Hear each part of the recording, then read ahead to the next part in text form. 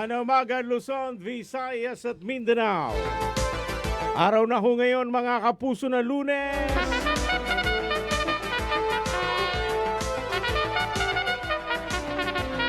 Ikalawang araw na ho sa buwano ng Pebrero 2026. Yan ang umaga sa mga kapuso po natin na maaga pa lang nakatutok na sa GMA Subaradyo Palawan.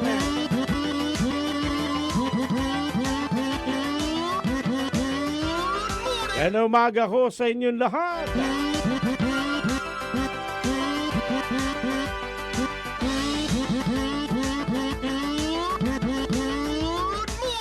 Bilis ng araw, ano ho? Tayo ho'y nasa ikalawang buwan na ng 2026. Binabalik ko sa 2025.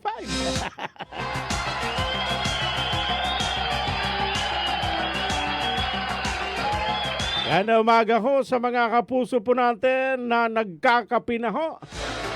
Hindi na masyadong malamig ngayon, ano ho? Hindi katulad nung mga nakalipas na araw, nakalipas na linggo. Napakalamig mga kapuso.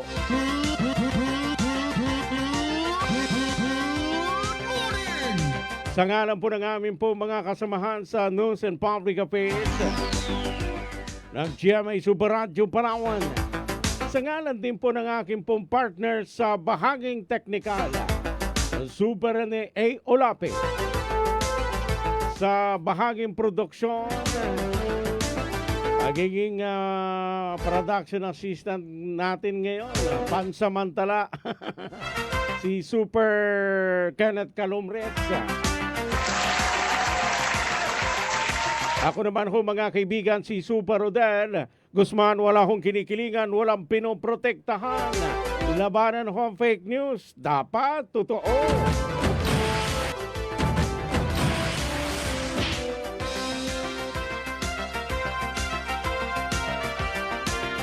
Sana umaga sa mga kapuso po natin. Nakagigising pa lang. Pero sa mga barabarangay, sa remote areas, piyado, malamig pa rin, ano ho?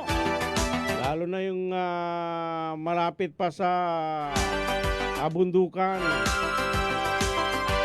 Pihado, malamig pa rin ho sa kanila. Abay, 15 senador, yung pong nagpakita ho mga kapuso ng pagkabahala doon po sa Chinese Embassy. Ilan kasi sa mang ito ay pro-China. 15 mga senador ang pumirma sa draft resolution na naglalayong ipakita yung pong pagkabahala sa Chinese Embassy matapos nitong pagpahayag ng mga maanghang na salita sa ilang opisyal ng Republika ng Pilipinas dahil sa kanilang pagiging matapang sa isyu o sa usapin ng West Philippine Sea. Inyo pong matatandaan mga kapuso, nagsimula yung World War sa pagitan ho ng ilang senador at embahada ng China makaraan hong punahin ni Senator Francis Pangilinan dahil sa pagbatikos nito sa pinalakas hong military drills ng China sa paligid ho ng Taiwan. At itong si Senadora Risa Hontiveros, matapos niyang ilarawan ng China bilang bad guest sa diplomatic protest, kaugnay mga kapuso,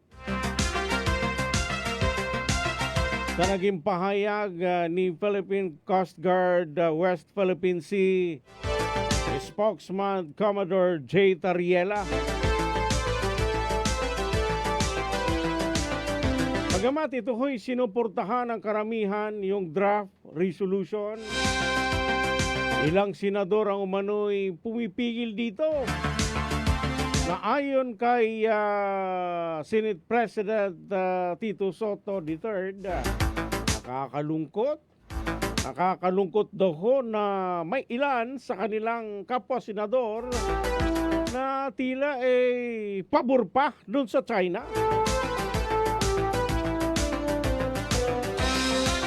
na ayon ho sa Pangulo ng Senado, hindi maganda. At sinabi naman ni Senate President pro tempore Panfilo Lacson na maaring iniiwasan ng ilang senador yung pong pagpirma doon po sa resolusyon upang hindi lumala yung pong tensyon sa pagitan ng Pilipinas at Beijing. Ano ho? Ipinahayag din ng senador ng mga pumipigil sa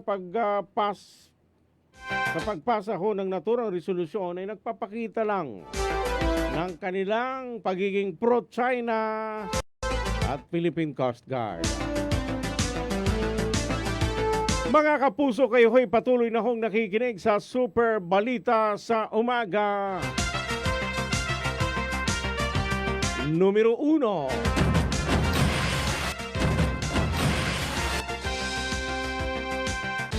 Aga tamang oras mga kaibigan, 15 minuto na makalipas po ang alas 5 ho ng umaga. Sige muna, silipin ko lang magandang umaga kay Sir Jovan Cadlaon. Yan po siguro nasa Agutaya si Sir Jovan Cadlaon. Miyad na, okay, mo yan damal-damal. Ondin yung tanan, dyan po sa Agutaya. Sabi ni Sir Jovan na pinapo tayo. Salamat. At kay Ali Lee, good morning. Kay Ma'am Sylvia Escobin Espada, magandang umaga rin ho. Sa unang araw ho na Lunes ng Pebrero, Super Rodel. Salamat Ma'am Sylvia Escobin Espada at Pihado. Walang palyayan si Ma'am Mimi Silis. Ano ha? Talagang nakikinig po yan sa Super Radio simula madaling araw. At ganoon din kay Ma'am May Balmonte. Good morning daw ho sa lahat. Kay Ma'am Adela Lastimoso Canupin, magandang umaga. Balita sa umaga, numero 1.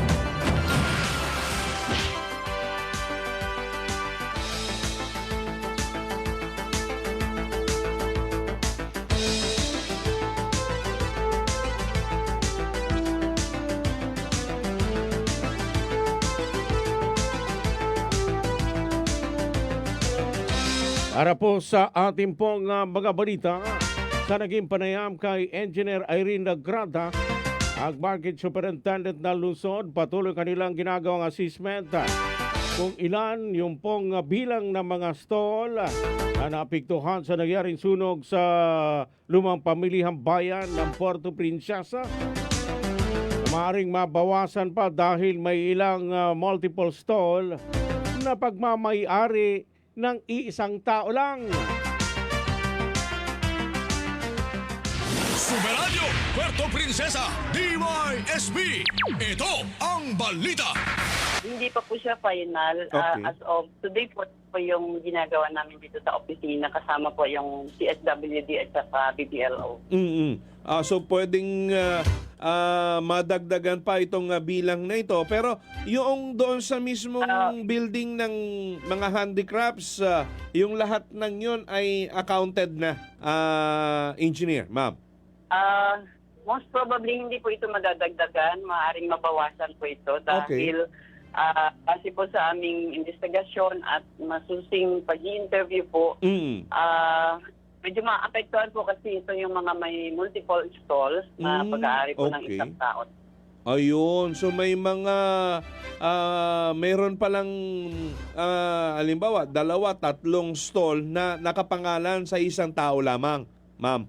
Yes po, kung ang pag-uusapan po ay vendors affected.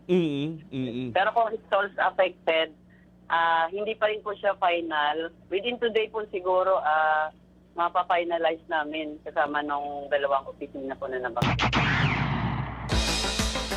Hindi lang yan sa old market. Kahit sa new market, ganyan din. Yung mga pwesto, pagmamay-ari lang ng iisang tao. Alas 5:19 na ng umaga, mga kapuso, pwede naman maglagay at magsimulang muling magtinda ang mga nasa open space na ang paninday gulay pero sa itaas sa mga totally damaged na mga building ay hindi pa sila po pwedeng bumalik dahil naghahanap pa sila ng malilipatan ng mga ito. Yung dito po sa, sir, yung sa, may ibaba, sa may tinatawag natin na open space na ang mga paninda nila and vegetables, Opo. pwede na po silang mag-ayos ulit ng kanilang mga stalls. Okay. Hopefully, meron pwedeng ipanimula ulit. Mm-mm. Pero yung nandoon po sa itaas, sa talagang totally damaged na building, hindi na po talaga muna sila babalik. Kahapon okay. po, pumunta po ang ating committee chair on market and slaughterhouses and slaughterhouse, si Kagawad Bitoy Oliveros. Oho. At nag-ikot-ikot po kami kung saan po possible na pwedeng ilipat ang mga vendors na doon ang install nila ay dito sa totally damaged na building. Mga kaibigan, kayo ho'y patuloy pa rin po nakikinig sa Super Balita sa Umaga, numero 1. Samantala sa kaugnay pa rin hong balita, noon pa mano na pag-usapan na may plano ng gibain ng mga ito kapag nailipat na mga nagtitinda sa bagong palengke. Sadyang nauna lamang mano yung sunog, mga kapuso. Super Radio Puerto Princesa, DYSB.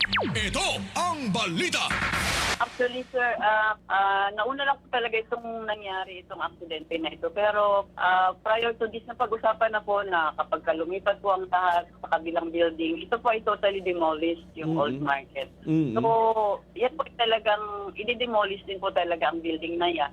Okay. At siyempre, nagbabasa din po ako ng mga comments sa social media. Aha. To clarify po mga nag-message ko ng mga impormasyon na parang nalilito po sila kung ano ba talaga ang gagawin dyan. Mm-hmm. Meron na pong napag-usapan na itatayong bagong proyekto na hindi pa rin po finalized sa ngayon. Oho. Pero ang final po talaga na decision dyan once na lumipat lahat ng vendors Demolish sa kabilang po. building. Mm-hmm. Yes, totally demolish. Mga kapuso, ang inyo pong napakinggan ng tinig ni Engineer Irene Lagrada, ang Market Superintendent ng Puerto Princesa. Ng ating pong palengke sa lungsod. Samantala mga kaibigan, sa iba pang balita, sa naging panayam naman ng Super Radio kay Engineer Frederick Barrios ng National Power Corporation, tuloy-tuloy ang trabaho nila sa tulong ng mga taga-barangay Bisukay sa Cuyo, Palawan, at maganda na yung progreso. Kaya maaring nasa 20% na yung progress ng trabaho sa mga poste ng kuryente.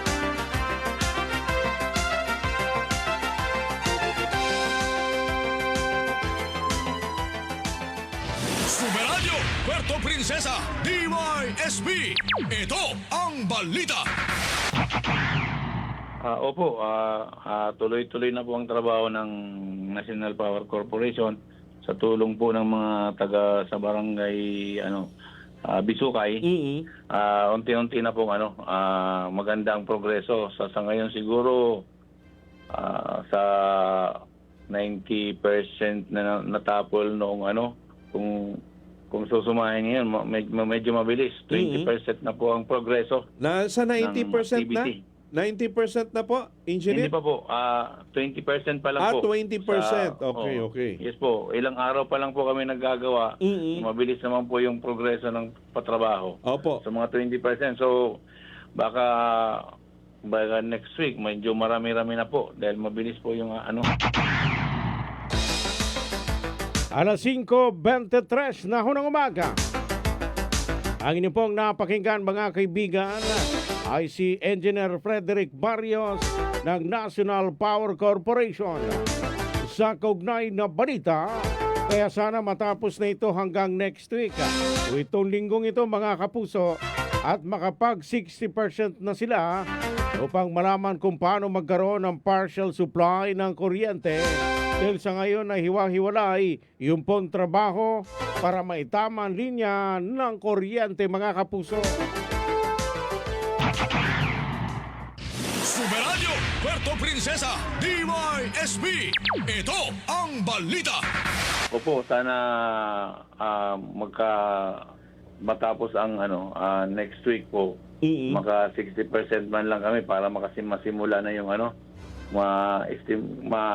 tawag dito kung saan paano po magkaroon ng partial restoration ng power. Oho. Yun muna ang inaano namin dahil ang sabi ko po doon sa mga foreman ko na mga sa lineman gang namin, Opo. simulan kung saan pwede magkaroon ng Partial. supply muna kahit partially lang.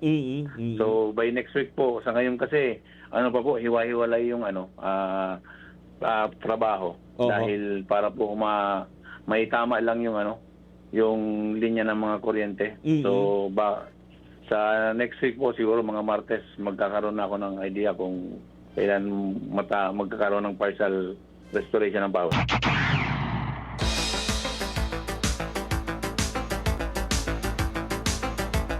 Alas 5:25 na ho ng umaga. Mga kaibigan, kayo'y patuloy pa rin po nakikinig sa Super Balita sa umaga numero 1. Samantala, punta na ho natin ang ating pong sports update. Ihahatid ho sa atin yan ni Super June Vicer Bantaculo. Magandang umaga kay Bishop Thomas Jasper Candole. May mensahe si Bishop. Gandang umaga, Super Rodel. Salamat sa Diyos. At nagising na naman tayo sa isang bagong umaga ng buhay. Mainit na kape, pandesal at mainit na mga balita. Talakaying paksa sa Super Balita. Ano pang mahihiling ko? God bless po. Salamat. Salamat, Bishop Thomas Jasper Candole. At kay Ma'am Alilia Sulen Kayabo, miyad na sila. Patingin ko lang ho si Macy at si Liit na maagang gumising ngayon kasi may pasok sa school.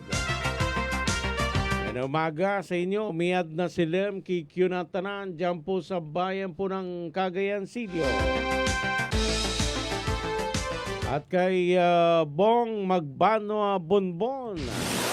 Super Good morning sa inyo. Sports Update.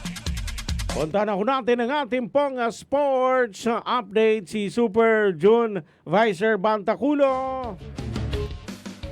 Super June, pasok! Tumanggap si Julmar Fajardo ng kauna-unahang Ramon Fernandez Trophy bilang Finals MVP ng PBA Season 50 Philippine Cup. Inanunsyo ang milestone pagkatapos ng Game 6 kung saan nag-ambag si Fajardo ng 29 points at 23 rebounds sa 92-77 na panalo laban sa TNT noong linggo ng gabi. Parehong Cebuano at kinikilala bilang dalawang pinakadakilang manlalaro sa kasaysayan ng PBA, sina Fernandez at Fajardo, na ayon sa kanya ay labis siyang humahanga ng muling mabanggit ang kanyang pangalan kasabay ng kanyang idol. Ang kampyonato rito ang ika-12 PBA Championship ni Fajardo na naglapit sa kanya sa record ni Fernandez na 19 na titulo, ang pinakamarami ng isang manlalaro. Para sa 6'10" superstar, nanatiling inspirasyon sa El Presidente kahit 5 pulgada lamang ang taas ito kumpara sa kanya. At yan ating balitang sports. Ako si June Vicer Bantaculo ng GMA Super Radio Palawan. Dapat totoo.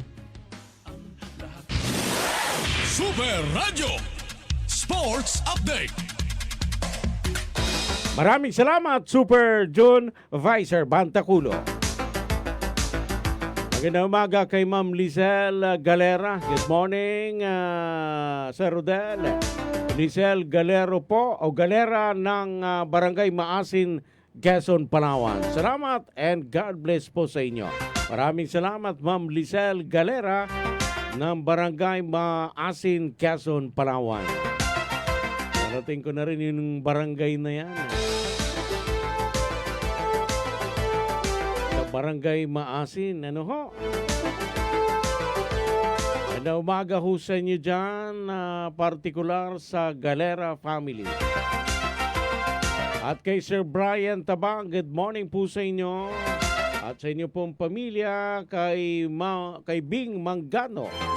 Good morning din po sa pamilya Felizardo Abinio sa Barangay Dumarao, sa Rojas, Palawan at sa Dumaran, kina Ria Agawin, Romel Agawin, at pati na rin dito sa bahay, sina Janjan Mangano at si Rol Agawin. Salamat po, Sir Den.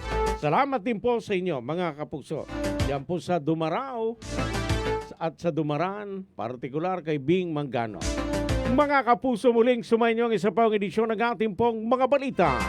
Dito pa rin sa Super Balita sa Umaga numero 1. At inyo po ang tabayan ng mga kaibigan ng mas mainit hong mga balita sa Super Balita sa Umaga numero 2. Magandang umaga Pilipinas, magandang umaga Puerto Princesa at sa buong lalawigan ng Palawan. Para sa malaking misyon at mas malawak na paglilingkod sa bayan, narito na ho ang ating pong mga balita sa Super Balita sa Umaga numero 2.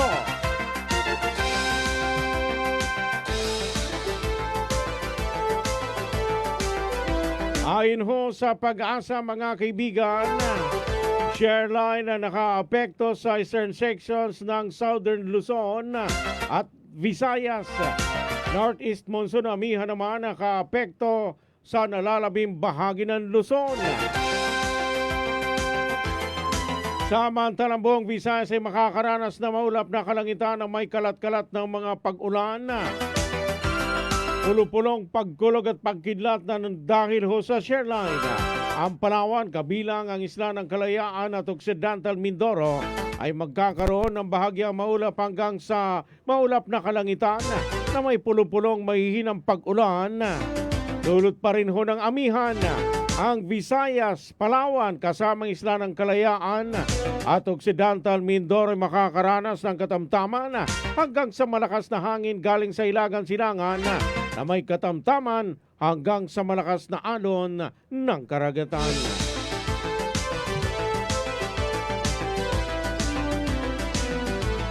Alas 5:44 na ho ng umaga. Samantala mga kaibigan, sa iba pang balita, sangguniang palalawigan ng Palawan, hiniling sa mga pribadong ospital na pag-aralan na may isama yung pong guarantee letter ng provincial government ang doctor's fee, mga kapuso. Alamin ho natin ang detalye ng balitang yan, si Super June Vicer Bantaculo. Super Radio Local News. Sa detalye ng balita, paso! Tinawagan ng sangguniang panlalawigan sa mga pribadong ospital na mapag-aralan ang pagsasama sa bayarin na sinasagot sa pamagitan ng guarantee letter ng pamahalang panlalawigan ang doctor's fee. Ayon sa nagpanukala na si First District Board Member Cherepay Acosta, marapat na may konsidera ito ng Palawan Medical Association na kahit ay 50% na professional fee ng mga doktor ay pwede nang matulungan ang mga pasyente na ma-charge sa GL ng Kapitolyo. Anya, nito nagdaang linggo ay nagkaroon ng signing ng memorandum of agreement sa pagitan ng provincial government at mga medical institution na sa loob lamang ng 60 araw ay mababayaran na ang tulong sa mga bayarin ng mga pasyente. At maaaring mo nang mapag-aralan na maisama ang bayad sa doktor kahit nakalahati upang mapagaan ang bayarin ng mga pasyente, lalo na ang mga walang kakayahang pinansyal. Ako si June Vicer Bantaculo ng GMA Super Radio Palawan. Dapat totoo. Alas 5:46 na ho ng umaga. Mga kapuso, kayo'y patuloy na po nakikinig sa Super Balita sa Umaga numero 2. Pamahalaang lungsod ng Puerto Princesa nagbigay ng tulong pinansyal sa mga nasunugang negosyante sa Old Public Market. Alamin ho natin ang detalye ng balitang yan, si Super Wilmar Abrea. Sa detalye ng balita, Paso! Nagkaloob ang pamalang lungsod ng Puerto Princesa ng pinansyal na tulong para sa mga negosyanteng apektado ng naganap na sunog sa Old Public Market. Agad na pinamahagi ang halagang 10,000 piso para sa mga tindahang totally damaged at 5,000 piso naman para sa mga partially damaged.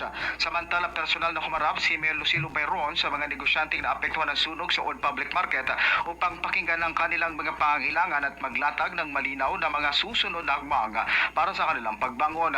Nilinaw sa dialogo na pansamantalang ilalagay ang mga naapektuhang vendor sa loob at paligid pa rin ng Old Public Market. Samantala, maliban sa naibigay ng tulong, may kasunod pa umano'y paabot na tulong ang City Government. Ayon kay Market Superintendent Engineer Irene Lagrada, makatatanggap ng 20,000 pesos sa mga totally damaged, 15,000 pesos ang partially damaged at 5,000 piso para sa mga ambulant vendor. Ako, si Wilmar Abreu, Jimmy Super Radio Palawan, dapat totoo. Alas 5:47 na ho ng umaga mga kapuso. Kayo ho'y patuloy pa rin po nakikinig sa Super Balita sa Umaga numero 2. Sa iba pang balita, magre-renew ng business permit ng bayan ng El Nido. Yan po sa bayan ng El Nido, pinalawig pa mga kapuso. Super Radio Local News. Alamin ho natin ang detalye ng balitang yan na Super June Vicer Bantaculo. Sa detalye ng balita, pasok! Pinalawag ng Sangguniang Bayan ng El Nido ang takdang panahon para sa pagproseso at pag-renew ng mga business permit at lisensya hanggang Pebrero 28, 2026 nang walang ipapataw na karagdagang bayarin, interes o multa. Ang taunang pag-renew ng mga business permit ay karaniwang isinasagawa sa loob ng unang 20 araw ng buwan ng Enero bawat taon. Sa ngayon, maraming may-ari ng negosyo lalo na mga micro, small and medium enterprises ang nakaranas sa pagkaantala sa pagtupad ng mga kinakailangan dahil sa kalagayan pinansyal, mga kinakailangan dokumento at iba pang mga proseso. Ayon sa konseho, napatakaran ng pamalang bayan ng El Nido na isulong ang mas madaling pagninegosyo at suportahan ang mga lokal na negosyo habang tinitiyak ang patuloy na pagsunod sa mga lokal na regulasyon. Inaasahan naman na sa hakbang na ito ay mas mahihikayat na voluntaryong pagsunod at mababawasan ang pasaning pinansyal ng mga may-ari ng negosyo. Ako si June Vicer Bantaculo ng GMA Super Radio Palawan, dapat totoo. Samantala mga kaibigan, sa iba pang balita, City DepEd ikinasa na ho yung pong pagsasagawa ng early registration sa mga mag-aaral para sa susunod na school year 2026-2027. Super Radio Local News. Alamin ho natin ang detalye ng balitang yan si Super Wilmar Abreu. Sa detalye ng balita, pasok! Nagasimula na ang pagsasagawa ng early registration ng City DepEd para sa mga mag-aaral na papasok sa susunod na taong panuruan o para sa school year 2026-2027. Nagsimula ang maagang pagpapatala ng mga mag-aaral noong January 31 at magtatagal ito hanggang February 27, 2026. Ayon sa DepEd, mahalaga ang early registration dahil makakatulong ito upang malaman ng mga paaralan ang bilang ng inaasahang mga mag-aaral na darating sa pasukan at plano kung saan sapat ang kanilang mga resources. Wala namang cut-off age sa bawat grade na magpapatala maliban lamang sa incoming kindergarten. Batay umano sa DepEd Order No. 15 Series of 2025, ang general rule ay dapat 5 taong gulang ang bata pagsapit na October 31, subalit ang mga batang magli-5 taong gulang pa lamang pagsapit ng November 1 hanggang December 31 ay maaring tanggapin sa school year 2026-2027 kapag nakumpleto nito ang kanyang Early Childhood Development Program at sumailalim sa ECG checklist assessment ng isang kindergarten teacher. Ako, si Wilmar Abreu ng GMA Super Radio Palawan, dapat totoo. Alas 5:51 na ho ng umaga mga kapuso. Ay ho'y patuloy pa rin po nakikinig sa Super Balita sa Umaga numero 2. Samantala si Bapang balita, isang sugatan na juvenile panggulin na nasagip sa bayan po ng Rojas, Palawan. Super Radio Local News. Alamin ho natin ang detalye ng balitang yan si Super June Vicer Bantaculo. Mayroon pong detalye ng balita. Paso! Isang babaeng juvenile Palawan pangulin o mas kilala sa local name na Balintong ang nasagip sa Taradungan, Rojas, Palawan bandang alas 10 ng umaga kamakalawa. Batay sa ulat ng Municipal Environment and Natural Resources Office, tinatayang humigit kumulang 3 kilo at may sukat na 36 na sentimetro ang Balintong. Ayon sa residente sa lugar, may nakita itong aso na tila may tinatahulan sa gilid ng kalsada at lang napitan niya ito, isa palang pangulin, kaya naman agad niya itong kinuha at pansamantalang inuwi upang gamutin bago dinala sa Menro. Matapos itong suriin na pag-alamang meron itong mga minor injuries, ngunit ligtas naman itong i-release pabalik sa natural nitong tirahan. Ayon sa PCSD Resolution number 23-967, ang Balintong ay kabilang sa critically endangered species o mga buhay ilang na malapit ng maubos at kilala rin bilang most trafficked mammal sa buong mundo. Sa Pilipinas ay tanging matatagpuan lamang ang mga pangulin sa lalawigan ng Palawan. Ako si John Vicer Bantaculo ng GMA Super Radio Palawan. Dapat totoo. Samantala mga kaibigan, sa iba pang balita, inilabas na ng Commission on Elections o COMELEC ang calendar of activities para sa 2026 barangay at sangguniang kabataan elections. Ito ay aninsunod sa COMELEC Resolution number 11191. Ugnay sa isasagawang eleksyon sa Nobyembre 2 ng kasalukuyang taon. Sa Setyembre 28 o September 28 hanggang October 5, 2026, filing of certificates of candidacy. October 22 hanggang October 31, 2026, yun po ang official campaign period para sa sangguniang sa barangay at sangguniang kabataan. Ang October 3 hanggang Nobyembre 9, election period na kung saan bawal, ipatutupad na yung gun ban at iba pang mga prohibitions. September 3 hanggang December 2, 2026, ipagbabawal na yung pong paglalabas ng pondo para sa pagpapagawa ng mga pampublikong proyekto. Setyembre 18 hanggang November 1, ipagbabawal yung pag-a-appoint ng bagong empleyado sa iba't ibang tanggapan ng gobyerno. Bawal din yung promosyon at bawal din ang creation ng mga bagong posisyon sa pamahalaan. September 28 hanggang November 2, mga kapuso, yun na, maigpit na ipatutupad ng COMELEC yung pagbabawal ng vote buying, vote stealing sa iba't ibang bahagi ho ng ating pong bansa, may kaugnayan sa isasagawang barangay at sangguniang kabataan eleksyon. Sa bisperas ho ng eleksyon, November 1, 2026, mga kapuso, mismong tapat ng pista ng patay. Bawal na ang kampanya, bawal ang alak, bawal ang pagkakaloob ng libreng transportasyon at libreng pagkain. Dahil dyan nangyayari, yung hakutan. Nobyembre 2, barangay at sangguniang kabataan election day.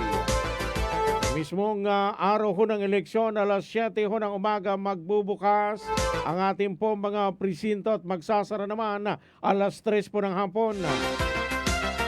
Alas 3, magsisimula na yung counting, canvassing at proklamasyon pagkatapos po ng eleksyon sa iba't ibang presinto may kaugnayan sa barangay at sangguniang kabataan eleksyon. Sa Disyembre 2, yun po yung huling araw ng pagsusumite ng Statement of Contribution and Expenditures o SOSE, mga kapuso. Ang balitang ito ay inihatid sa inyo ng Tanduay Light, gaan ng may kasama. Ang balitang ito ay hatid sa inyo ng BioFlu. 2 or more symptoms, baka flu na yan, i-BioFlu na. Mga kaibigan, kayo ho'y patuloy pa rin po nakikinig sa Super Balita sa Umaga, numero 2. Samantala sa iba pang balita, bukod sa nadiskubring Malampaya S1, may 2 pang panibagong balon na nadiskubre sa karagatan sakop ng Palawan na may potential ding laman ng natural gas. Sa Facebook post ng Pangulo, ito ang Camago 3 na tinatayang nasa 100 hanggang 110 billion cubic feet ng deposito ng natural gas at ang bagong pag-asa na may posible naman na deposito ng natural gas na abot sa 400 hanggang 800 cubic feet. Samantala, ang nakikita mo ng problema ng Department of Energy o DOE mga kapuso yung sa bagong pag-asa dahil malayo ito at aabot sa 50 kilometro layo sa kasalukuyang pasilidad ng Malampaya. Kinakailangan naman ng pag-aralan kung anong magiging proseso, kung anong gagawin dahil magiging magastos sa eksplorasyon ng mga naturang natural gas reserves kung paano may kokonekta sa kasalukuyang pasilidad ng Malampaya. Ang operasyon ay pinatatakbo ng Prime Energy sa ilalim ng Service Contract Number 38 ng Department of Energy. At ang mga partners nito na UC38 LLC, Prime Oil and Gas Incorporated at itong PNOC Exploration Corporation.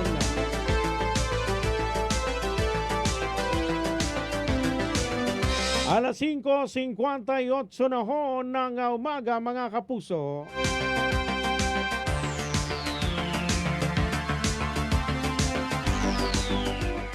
Samantala sa iba pang balita, abay magandang balita ho para ho doon sa mga nakatutok ho doon sa loto.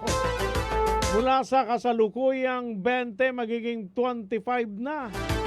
Yung pong presyo ng mga loto tickets simula ngayong o kahapon, Pebrero 1, 2026 dahil palalaki na yung minimum jackpot.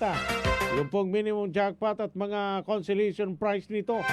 Ang tatama ng 4 na numero, maaari nang manalo ng 1 milyon. Simula Pebrero 1, 2026, ang lahat ng jackpot bearing game tickets ay magkakahalaga na ng 25 pesos sa pahayag ng Philippine Charity Sweepstakes Office sa isang post sa kanilang social media account.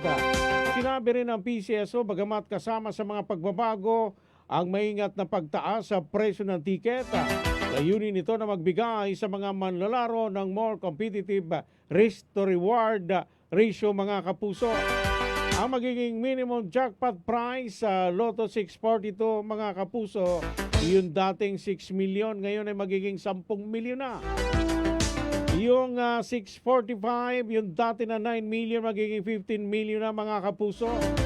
Sa Super Lotto 649, yung dating 16 million ay magiging 25 million. Grand Lotto na 655, yung dating 30 million ay magiging 45 million pesos na mga kapuso. Ultra Lotto na 658 na dating 50 million, magiging 75 million pesos na. Sa consolation prizes sa Lotto 642, sa 5 numero, mga kapuso, ay 1.1 million pesos. Pero yung 4, nasa 1 million lang, di ba? Sa Mega Lotto 645, 1.3 na.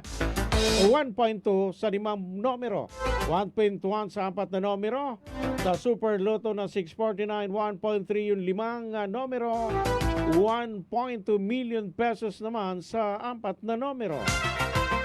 Sa Grand Lotto 655, sa 4 na numero 1.4 million, sa 5 numero 1.3 mga kapuso, o 1.4 sa 5, 1.3 sa 4 na numero.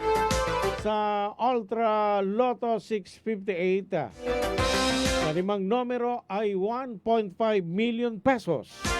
Sa 4 na numero, 1.4 million pesos mga kaibigan. Ayon po sa PCSO, mananatili ang progressive jackpot system. Kapag walang nanalo ng jackpot, patuloy na lalaki ang papremyo o premyo hanggang na may tumama sa lahat ng 6 na numero. Alas 6:01 na ho ng umaga. Saglit na ho mga kapuso, magkukomersa lang ho kami. Babalik pa rin po ang ating pong mga balita. Alas 6:07 na ho ng umaga mga kapuso. Balikan ko natin ang ating pong mga balita Nagsagawa ng public consultation ang Committee on Environment sa City Council sa Barangay Langogan para sa quarry operation sa naturang lugar. Ay sa chairman ng committee na si Konsehal Elgin Robert Damasco, ito para marinig ng komite ang sentimiento ng mga residente sa lugar hinggil sa quarry operation. Ani Damasco, ibig umano kasi ng mga residente na ipatigil muna ang quarry operation sa kanilang lugar. Sinabi ng konsehal, hindi umano kasi basta-basta lang may patitigil ang isang quarry operation kung walang ordinansa. Kailangan naman itong idaan sa proseso na kung saan dapat umano'y mauna muna ang pagdeklara ng moratorium sa barangay bago sa sangguniang panlungsod. Superadyo, Puerto Princesa, DYSB. Ito ang balita.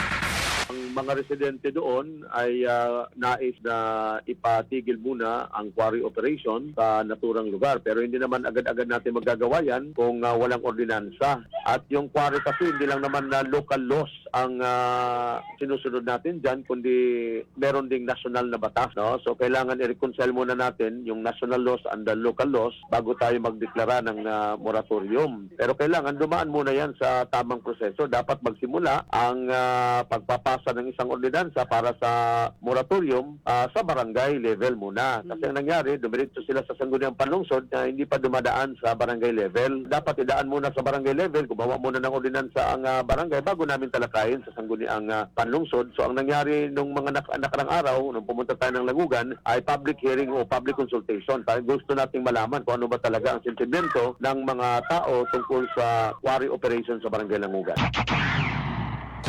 Alas 6:09 na ng umaga, mga kapuso. Ang inyo pong napakinggan ang tinig ni Konsehal Elgin Robert Damasco. Samantala sa kaugnay na balita, nangangamba umano mga residente ng Barangay Langogan dito sa lungsod na kapag nagkaroon ng matinding pagbaha, ay baka matulad na naman ang kanilang sinapit ng bagyong Odette. Lalo na yung pong mga nakatira malapit sa ilog ng Langogan.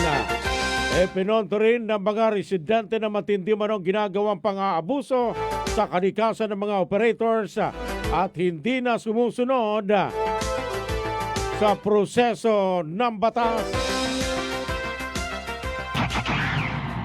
Ang sinasabi nila na matindi na ang pang-abuso sa kalikasan ng mga quarry operators, hindi na sumusunod sa rules and regulations, kaya naniniwala sila no, na baka ito ang dahilan kung bakit magkaroon na naman ng matinding pag-ulan, matinding pagbaha, baka matulad na naman ng panahon ng Odette ang kanilang mararanasan, lalong-lalo na sa mga nakatira malapit sa Langugan River.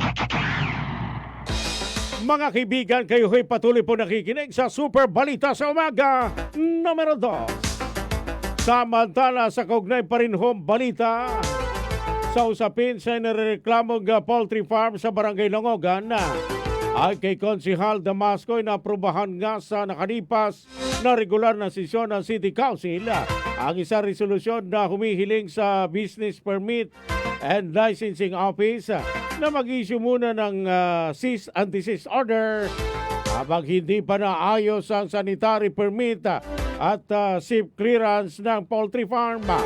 Hindi nga man maaaring baliwalain ayon kay Konsehal Damasco dahil national law ito at kinakailangang maituwid kung mayroon mang pagkakamali sa issuance ng business permit. Superadyo, Puerto Princesa, DYSB. Ito ang balita. Sa nakaraang sesyon, regular session ng Sangguniang Panlungsod, naaprubahan yung pong resolution na umihiling sa BPLO na mag-issue muna ng cease and desist order habang hindi pa naayos yung sanitary permit at SEP permit, no, ng naturang poultry farm ni Mr. Jose P. Hindi man natin po pwede ibaliwalayan dahil national law yan. Maaaring nakaligtaan pero hindi pa naman siguro huli ang lahat na kailangan i-correct natin kung meron mang pagkakamali sa issuance ng business permit. Dahil national law yan, hindi po pwedeng ibaliwalayan. Mga kaibigan, ang inyong pong napakinggan ang tinig ni Konsihal Elgin Robert Damasco. Ulit pa inyong pong mga orasan, mga kapuso. Yung pong tamang oras sa Pilipinas, alas 6:12 na ako ng umaga. Samantala sa iba pang balita, aminado naman ang chairman ng Committee on Energy sa Sangguniang Palaluigan ng Palawan na si Board Member Ryan Maminta ng Kalawang Distrito ng Palawan na may malaking problema sa elektripikasyon ng Palawan dahil sa may mga lugar sa lalawigan na walang kuryente, lalo na mga nasa isla, mga dulong bahagi ng probinsya. Binanggit pa ng bukal sa Superradyo mga lugar na wala pang koneksyon ng kuryente. Ani Maminta, ang assessment ng National Electrification Administration o NEA ay hindi basta lamang opinyon, pagkos nakabase man ito sa datos.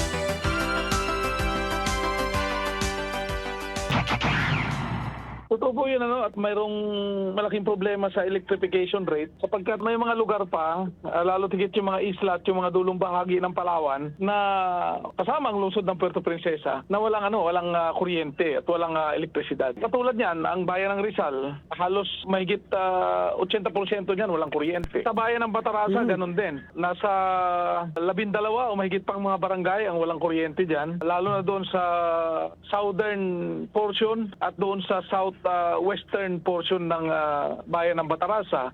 Sa Balabac, ganun din. Yung west coast ng bayan ng Aborlan at yung dulong bahagi ng Quezon, na Barangay Birong, kasama ang Barangay Kinlugan hanggang sa Barangay Kalumpang sa bayan ng Quezon, ay mga walang koneksyon ng kuryente. Sa norte, mas marami din ng mga barangay. Dalawang kooperatiba tayo dito, isang Palawan Electric Cooperative na may mas malawak na prangkisa at isang Busuanga Island Electric Cooperative na may hawak naman doon sa Calamianes Island. So yung assessment ng NEA, hindi po yun ordinaryong opinion lang, bagos nakabase po yun at yung pundasyon nun ay mga datos at mga impormasyon na makatotohanan. Ang balitang ito ay inihatid sa inyo ng Tanduay Light, gaan ng may kasama. Huwag na nga tayong lumayo. Diyan lang sa Tinitian. Matagal na hong humihiyaw ang ating pong mga kababayan dyan. Dahil hanggang ngayon wala pa hong kuryente. Yung lugar na, lagpas lang nga ng Langogan Tinitian, Hulo at Barangay San Miguel sa Rojas, Palawan. Ang pakiramdam ng mga taga riyan sila'y pinagtampuhan ng tadhana. Nalaktawan, wala akong kuryente. Sa pagdating naman ng Nicanor Zabala, may kuryente na. 15 minuto na mga kapuso, makalipas po ang alas 6 po ng umaga. Kayo ho'y patuloy pa rin po nakikinig mga kapuso sa Super Balita sa umaga numero 2. Samantala sa kaugnay pa rin hong balita, ang nakikitang dahilan umano ng bukal sa mababang electrification rate ng Palawan yung kawalan umano ng prioridad sa mga kahilingan at mga panukala sa electrification.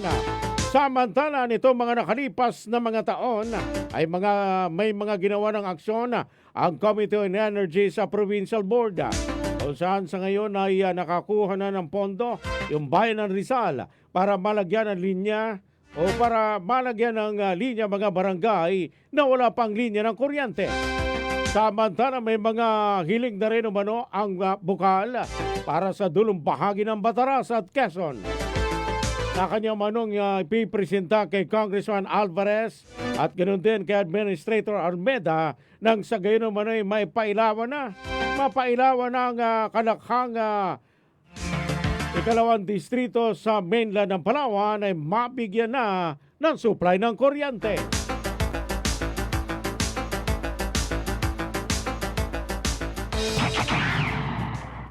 Super Radio Puerto Princesa, DYSB. Ito ang balita. Ang isa sa mga nakikita kong dahilan ay yung kawalan ng pagpaprioridad ng mga kahilingan ng mga proposal na yan para sa elektrifikasyon. Pero hindi naman tayo nawawala ng pag-asa doon at tayo mismo sa Committee on Energy ng Sangguniang Panlalawigan, ang bayan ng Rizal ay halos nakakuha na ng buong kaukulang pondo para malinyahan yung mga barangay na hindi pa nalilinyahan simula sa barangay Bunog hanggang sa dulong bahagi ng linya ng kuryente sa barangay Iraan sa Sitio Salungsong. Pagkatapos, ginagawa na rin ngayon yung dugtong ng barangay Puntabaha hanggang doon sa barangay Panalingaan na dadaan yon sa barangay Ransang, barangay Kampung Ulay at barangay Kadawaga kasama na ang barangay Kulasian patungo doon sa barangay Panalingaan. Tapos lulusot yun hanggang doon sa barangay Panalingaan, hanggang barangay Kanipaan. So, ngayon yung dulong Batarasa may request tayo doon nitong nakaraang sesyon at yung ilang bahagi ng Quezon may mga request din tayo nitong nakaraang sesyon. Ipipresenta natin yun kay Congressman Alvarez at kay Administrator Nani Almeda para yung halos kalakhan ng 2nd District sa mainland ay mabigyan na ng kaukulang linya ng pagpapailaw. Mga kaibigan, ng tamang oras sa Pilipinas, alas 6:18 na ako ng umaga. Samantala sa kaugnay pa rin hong balita hinggil naman sa refund para sa mga consumer nagpaleko ay kay Board Member Maminta ay mayroon naman siyang ginagawang hakbang para rito.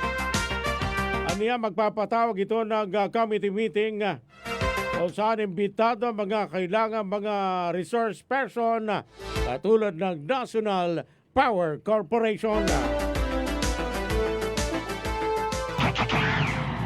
Tatalakayin namin sa committee yan. Nagpa-schedule na ako at nag-imbita na kami nung mga kailangang mga resource person katulad ng National Power Corporation kasi sa kanila manggagaling yung pondo para dyan dahil sila yung budget keeper ng UCME at sila rin yung namamahala ng mga tinatawag na SPAG areas katulad ng Palawan. So kakapanayamin natin sila kasama yung Palawan Electric Cooperative at yung Delta P para naman sa taong ito ng 2026 maliban sa bumaba na yung ating electricity rates ay maibalik na rin yung inabono ng mga kababayan natin ng mga MCO sa loob ng isang taon simula 2024 hanggang 2025. Alas 6:20 na ako ng umaga. Mga kapuso, kayo ho'y patuloy pa rin po nakikinig sa Super Balita sa umaga numero 2. Samantala mga kaibigan, kaugnay naman sa patuloy humbanta sa buhay ni Board Member Ryan Maminta, ramdam pa rin umano ng bukal ang banta sa kanyang buhay. Isa nga mano sa pinagtatakhan nito ang palagi ang may nagpapalipad ng drone sa kanilang tahanan. Hindi lamang mano ilang beses itong ginawa subalit itong buwan pa ho ng Nobyembre. Sa kabila nito, tiniyak naman ang bukal na hindi magbabago ang pagkilos nito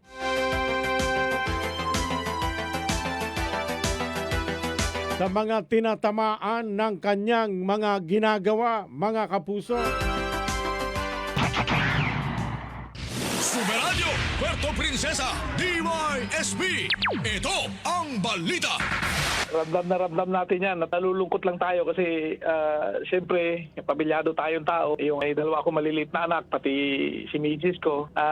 Para sa kanila ay talagang nakakatakot. Pero talagang nakakatakot din naman. Nakakapagtaka lang kasi siyempre sa 10 oras ng gabi may mga ganyang obserbasyon tayo. November at December pa, may mga nakukuha na tayong mga ganyang footage at nakapatala na rin yan, nakapablatter na rin yan sa Philippine National Police. Ito nakaraang gabi lang, meron nga at parang hindi ko na napigilang mag-post sa social media. Yung ating seguridad ay tuloy-tuloy din naman nating inaasikaso. Yung ating pagkilos para dyan sa mga tinatamaan ng ating mga salita minsan, tinatamaan ng ating mga ginagawa ay di rin naman magbabago. Kung ano man yung balakin ng mga taong ito laban sa atin, hanapan natin ang katugunan o paraan para madiskubre naman natin.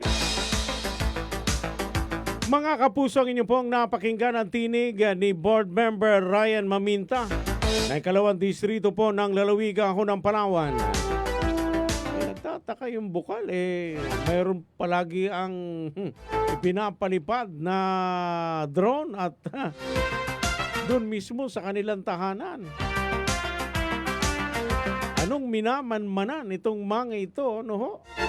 At sabi nga ng bukal, may kaugnayan ito sa kanyang mga nasasagasaan, may kaugnayan sa kanyang paggampan ng kanyang trabaho bilang board member ng Ikalawang Distrito ng Palawan. At iba pang mga usapin dyan po sa Provincial Board.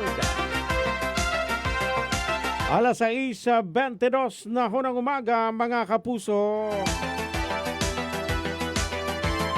Kaugnay naman sa problema pa rin sa kuryente sa mga taga-barangay Bisukay sa Cuyo, Palawan.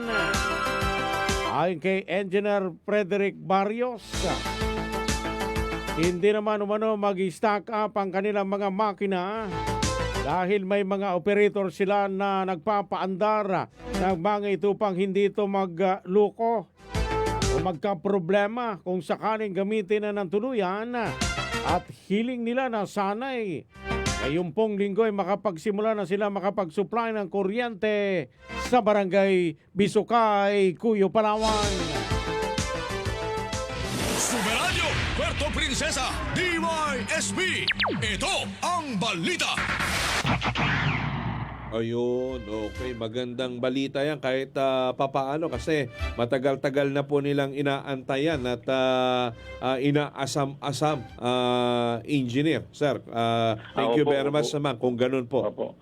Wala pong ganun naman po talaga. Serbisyo naman po ang kailangan Oo. Yung pong mga makina natin, hindi naman na-stock up yan, sir. Sa tagal ng pag-aantay. Hindi po kasi may mga operator naman kami. Alam naman po nila ang proseso pag ganitong mga panahon na hindi umaandar. Opo. Sila po naman ay ginagawa nila ng pinapandar pa unti-unti para hindi ma-stack up yung Ayun, wina-warm up lagi-lagi yes, yan, po, lagi po, engineer, para hindi ma-stroke sakaling mabigla at pag re-energize natin ng isla, ng buong isla ng ng Bisukay, engineer, sir. Opo, may mga progress, maganda naman yung report sa akin ng engineer na naka-assign po dun sa sa Bisukay. Kaya sigurado ako baka next week magkaroon na sana ng kuryente sa Bisukay.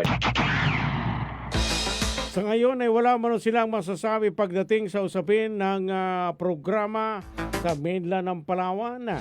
Pero pagdating sa mga island municipality, marami silang iniikot na isla sa ating lalawigan para sa bagong proyekto ng pailaw sa ilalim ng National Power Corporation. Sa ngayon po, pagdating sa mainland, wala po akong masasabi diyan kasi under franchise yan ni Paleco. Labas kayo doon, ngayon, sir. Labas po kami. Opo, ngayon ang ginagawa lang namin, marami kaming ngayong pinupunta mga isla sa Palawan. Nabanggit ko nung isang taon, yung grupo po sa project ng Napocor ay kakagaling lang sila ng Araceli. Galing lang sila ng ng bandang Agutaya, Cuyo, Magsaysay para po dun sa mga bagong proyekto ng pailaw po under ng National Power Corporation. Yun lang po ang sa amin yung ginagawa, pero tuloy-tuloy naman po ngayon. Kung sa papailaw po dito pa sa Palawan ngayong taon ito, wala po pa kaming nakikita kasi under pa po sila survey tsaka pag-aaral pa po kung paano papasok. Mga kaibigan, ng inyo pong napakinggan si Engineer Frederick Barrios, ang Unit Manager ng National Power Corporation sa lalawigan po ng Palawan. Mga kapuso, tayo ho'y nakikipag-ugnayan na sa Pag-asa Puerto Princesa. Maki-update muna ho tayo sa magiging lagay ho ng ating pong panahon. Ngayon pong araw ho ng Lunes, ikalawang araw sa buwan po ng Pebrero. Si Sir Alin Losok ang ating pong makakaugnayan. Bantay Panahon! Para po sa lagay ho ng ating panahon, Sir Allen, magandang umaga po. Pasok! Yes, magandang umaga po sa Rosel. Meron dito po mga tagapakinig sa programa. So ngayon nga po, with the system po na umiiro sa ating bansa, marin pa rin po tayong share line na direct na apektado po nito itong eastern section ng Southern Luzon at ng Visayas. Samantalang ang northeast monsoon po natin o yung ang hangamihan po natin ay nakaka-apekto pa rin po sa natitirang bahagi ng Luzon, kasama po dyan ang lalawigan ng Palawan at lungsod po ng Puerto Princesa. Sa taya po ng panahon sa lungsod at sa lalawigan, asahan po natin ngayong araw ay makakaranas po ang lungsod at ang lalawigan ng Palawan na bahagyang maulap pa rin po hanggang sa may paminsan-minsan po ay may mga pag-uulap ng kalamitan po tayo, pero from time to time po yan. Pero madali lang po yan na mag-dissipate o mawawala rin dulot nga po ng malakas na hangin po dulot ng northeast monsoon po natin. Medyo papanayin lang po yan, yung mga magpapile up na kauratan natin. Kaya expect po natin na may mga bahagyang isolated rain shower lang po. More on dito po yan sa mga elevated area po natin. Samantalang ating hangin po, yun nga, medyo magiging malakas ng bahagya po ang pag-ihip na nasa direction pa rin po o manggagaling sa direction ng northeast. By dagat po natin, medyo magiging maalog po yan na dulot din na po ng surge nito ng amihan natin. At ating mga wave height po ngayong araw din sa lungsod at sa lalawigan ng Palawan po na nakapalibot ng mga karagatan. Itong sulusi po natin ay 1 hanggang 2 metro po ang magiging taas ng pag-alin dyan. Samantalang itong West Philippine Sea po natin, itong Northern Palawan po natin na facing West Philippine Sea po natin ay hanggang 3 metro po ang sinatayang taas ng mga pag-alon yan. At samantalang itong Southern Palawan po natin ay hanggang isa't kalating metro din po ang magiging pagtaas ng mga pag-alon. Sa ngayon po ay wala pa rin po tayong binabantayan na sama ng panahon sa loob, sa labas ng Philippine Area of Responsibility.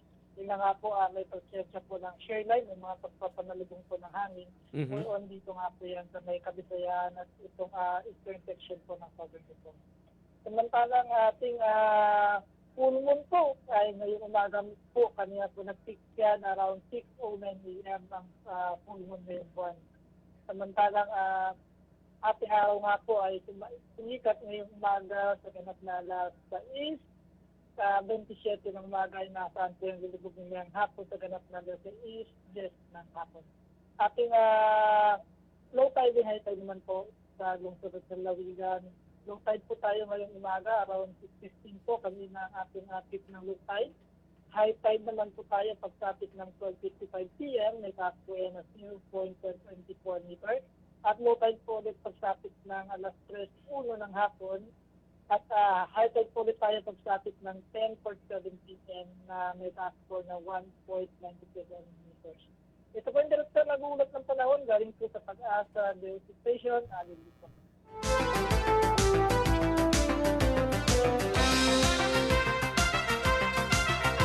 Mga kaibigan, si Sir Ali Losok ng Pag-asa Puerto Princesa.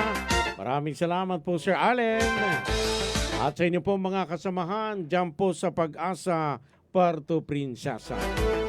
At yan ang mga balitang dapat ninyong malaman ngayong pong araw na Lunes, Pebrero 2, 2026. Kami ang inyong sandigan ng katotohanan. Ako po ang inyong kapuso, Super Rodel Guzman. Para sa malaking misyon at mas malawak na paglilingkod sa bayan, buong puso kami para sa Pilipino. Maraming salamat ho sa inyong pong pakikinig. Ito ang Super Balita sa Umaga, numero 2.